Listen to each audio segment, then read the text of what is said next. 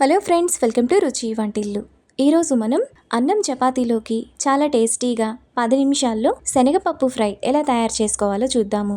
ఇంట్లో కూరగాయలు లేకపోయినా సింపుల్గా ఏదైనా రెసిపీ చేసేయాలన్నా శనగపప్పు ఫ్రై చాలా బాగుంటుంది. చాలా సింపుల్గా చేసేసుకోవచ్చు. సో లేట్ చేయకుండా వీడియోలోకి వెళ్ళిపోదాం.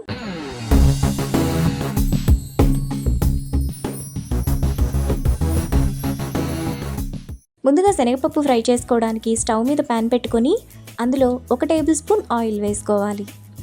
ఆయిల్ వేడైన తర్వాత 1 టీ స్పూన్ ఆవాలు, జీలకర్ర, 1 ఎండుమిరపకాయ, కచ్చా పచ్చాగా దంచిన 3 వెల్లుల్లి రెప్పలు, 1 రెమ్మ కరివేపాకు వేసుకొని ఫ్రై చేసుకోవాలి.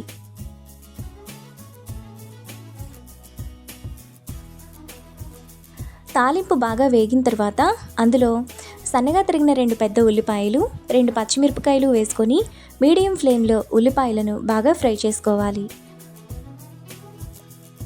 ఉల్లిపాయలు ఇలా సగం వేగిన తర్వాత అందులో గంటసేపు నానబెట్టుకున్న 1 కప్పు పచ్చిశనగపప్పు, టేస్ట్కి తగినంత ఉప్పు వేసుకొని ఒకసారి కలుపుకోవాలి. శనగపప్పు ఎంత ఎక్కువ నానితే ఫ్రై అంత త్వరగా అయిపోతుంది. ఇలా కలుపుకున్న తర్వాత మూత పెట్టుకొని మధ్య మధ్యలో కలుపుతూ 5 నిమిషాల పాటు మగ్గనివ్వాలి. 5 నిమిషాల తర్వాత శనగపప్పు మనకు బాగా మెత్తగా ఉడికిపోయి ఉంటాయి.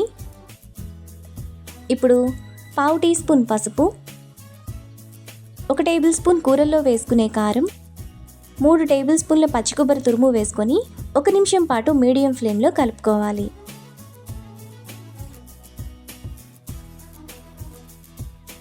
కొబ్బరి కూడా బాగా వేగిపోయిన తర్వాత అందులో 1/2 టీ స్పూన్ ధనియాల పొడి, సన్నగా తరిగిన కొత్తిమీర కొద్దిగా వేసుకొని ఒకసారి కలుపుకోవాలి.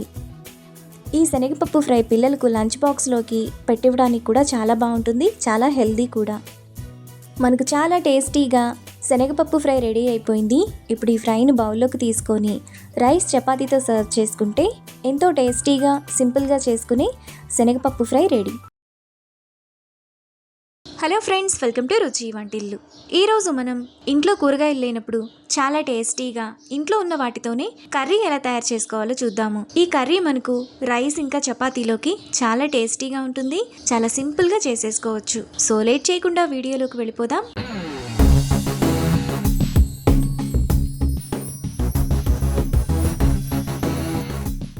ముందుగా ఈ కర్రీ చేసుకోవడానికి స్టవ్ మీద ప్యాన్ పెట్టుకొని అందులో 2 టేబుల్ స్పూన్ల పల్లీలు, 2 టేబుల్ స్పూన్ల ఎండు కొబ్బరి ముక్కలు వేసుకొని ఫ్రై చేసుకోవాలి. పల్లీలు, ఎండు కొబ్బరిని మీడియం ఫ్లేమ్లో బాగా ఫ్రై చేసుకోవాలి. పల్లీలు, ఎండు కొబ్బరి సగం పైన వేగిన తర్వాత అందులో 1 టేబుల్ స్పూన్ పచ్చిశనగపప్పు వేసుకొని ఫ్రై చేసుకోవాలి.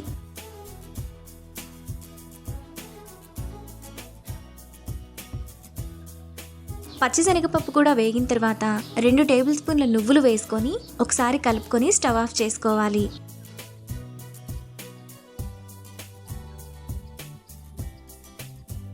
ఎండు కొబ్బరి, పల్లీలు చల్లారిన తర్వాత మిక్సీ జార్లోకి వేసుకోవాలి. ఇప్పుడు మూత పెట్టుకొని ఒకసారి మిక్సీ వేసుకోవాలి.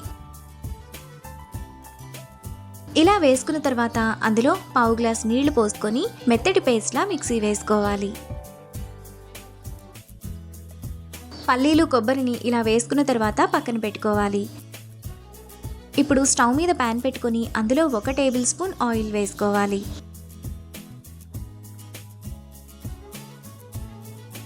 ఆయిల్ వేడైన తర్వాత 1 టీ స్పూన్ ఆవాలు, జీలకర్ర, 1 ఎండుమిరపకాయ వేసుకొని ఫ్రై చేసుకోవాలి. ఆవాలు చిటపట్లాడిన తర్వాత సన్నగా తరిగిన 1 ఉల్లిపాయ, 2 పచ్చిమిరపకాయలు, 1 రెమ్మ కరివేపాకు వేసుకొని ఫ్రై చేసుకోవాలి.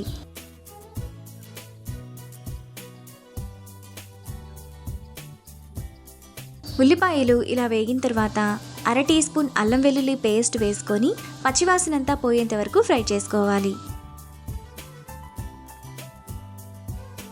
అల్లం వెల్లుల్లి పేస్ట్ కూడా వేగిన తర్వాత ముందుగా మనం మిక్సీ వేసుకున్న పేస్ట్,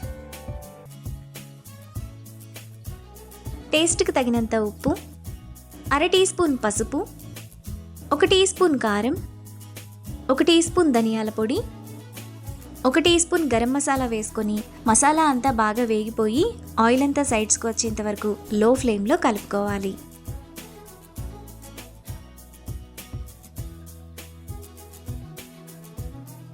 మసాలా ఈ విధంగా బాగా వేగిపోయి ఆయిల్ సైడ్స్కి వస్తున్నప్పుడు అందులో చిన్న నిమ్మకాయ సైజంత చింతపండు రసం మనం మిక్సీ వేసుకున్న జార్లోనే అరగ్లాసు నీళ్లు పోసుకొని ఒకసారి తొలుపుకొని వేసుకోవాలి.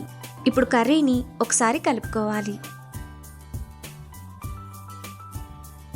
ఇలా కలుపుకున్న తర్వాత 5 నిమిషాల పాటు మీడియం ఫ్లేమ్లో ఉడకనివ్వాలి. 5 నిమిషాల తర్వాత కర్రీ మనకు ఈ విధంగా ఉడికిపోతుంది. ఇప్పుడు లాస్ట్లో అరకట్ట సన్నగా తరిగిన కొత్తిమీర వేసుకొని కలుపుకోవాలి. మనకు చాలా టేస్టీగా కూరగాయలు లేకుండా అన్నం చపాతీలోకి కర్రీ రెడీ అయిపోయింది.